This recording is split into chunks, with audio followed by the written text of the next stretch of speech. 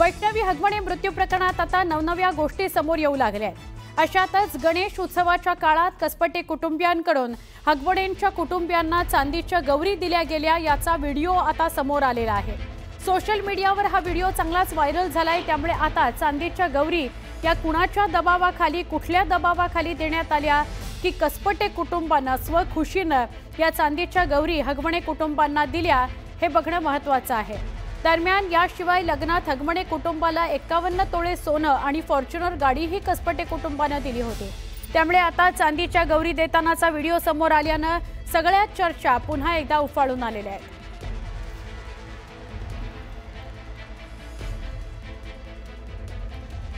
चांदीच्या गौरी कसपटे कुटुंबाने हगवणे कुटुंबाला दिल्या त्याचा व्हिडिओ समोर आलेला आहे।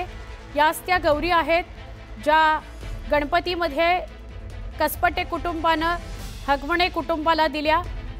आमचे प्रतिनिधी गोविंद वाकडे यांच्याशी आपण बोलूया। गोविंद, पहिल्याच दिवशी काय काय दिलं गेलं, काय काय मागितलं गेलं याचं एक ग्राफिक्सच आपण आपल्या प्रेक्षकांना दाखवलं होतं की आत्तापर्यंत किती गोष्टी दिल्या गेलेल्या आहेत कसपटेंकडून, आणि त्याचाच हा एक व्हिडिओ, एक पुरावा समोर आलाय। काय सांगाल?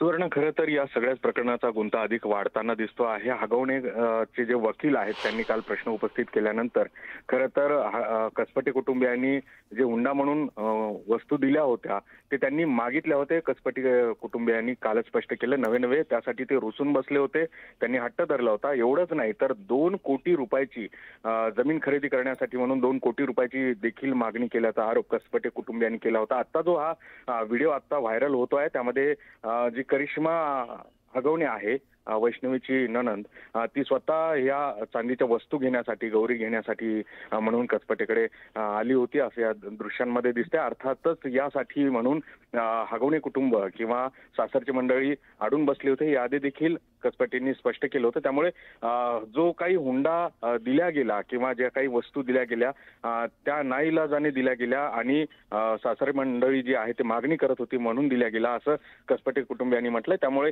याची आता चौकशी पोलीस करणार आहेत। 7 किलोचे एकूण भांडे होते या चांदीच्या गौरी सोबत आणि ते पोलिसांनी जप्त केलेले आहेत। पिंपरी चिंचवड पोलिसांनी आधीच मुद्देमालामध्ये।